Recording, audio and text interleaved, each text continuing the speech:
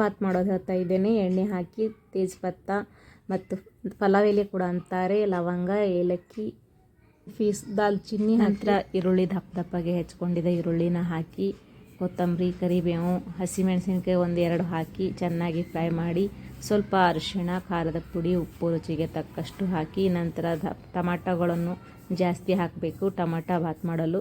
ಟೊಮಾಟೊನು ಹಾಕಿ ನಂತರ ಅಕ್ಕಿಯನ್ನು ತೊಳೆದದ್ದು ಅಕ್ಕಿ 1 ಬಟ್ಲಷ್ಟು ಹಾಕಿ 2 ಬಟ್ಲು ನೀರನ್ನ ಹಾಕಿ ವಿಸಿಲ್ ಬರೋವರೆಗೂ ಬಿಟ್ಟು ನೋಡಿ, ಈ ಥರ ಟೊಮಾಟೊ ಬಾತ್ ರೆಡಿ ಆಗುತ್ತೆ. ಅದೇ ಥರ ಇನ್ನೊಂದು ಸ್ವೀಟ್ ಹೇಳ್ತಾ ಇದ್ದೇನೆ. ಬ್ರೆಡ್ಡನ್ನು ಈ ಥರ ಕಟ್ ಮಾಡ್ಕೊಳ್ಳಿ, ಈ ಥರ ತುಪ್ಪದಲ್ಲಿ ಫ್ರೈ ಮಾಡಿ ತೆಗೀರಿ, ಇಲ್ಲ ಎಣ್ಣೆ ಇದ್ದರೂ ಎಣ್ಣೆಯಲ್ಲಿ ಕೂಡ ಫ್ರೈ ಮಾಡ್ಕೊಳ್ಬೋದು. ಈ ಥರ ತೆಗೆದು ನಂತರ ಇದಕ್ಕೆ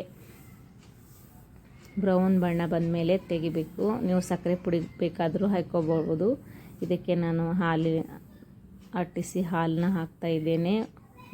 ಅರ್ಧ ಲೀಟ್ರ್ ಹಾಲಿಗೆ 1 ಬಾಟ್ಲಷ್ಟು ಸಕ್ಕರೆನ ಹಾಕಿ ಮತ್ತು ಸ್ವಲ್ಪ ಕಸ್ಟರ್ಡ್ ಪೌಡ್ರಿಗೆ ಹಾಲನ್ನ ಹಾಕಿ ಕಲಸಿ ನೀರನ್ನು ಹಾಕಿ ಕಲಿಸ್ಬೋದು. ಅದನ್ನು ಕುದಿಯುವ ಹಾಲಿಗೆ ಹಾಕಿ ಚೆನ್ನಾಗಿ ಗಟ್ಟಿಯಾಗಿ ಬರುತ್ತೆ ಈ ಥರ.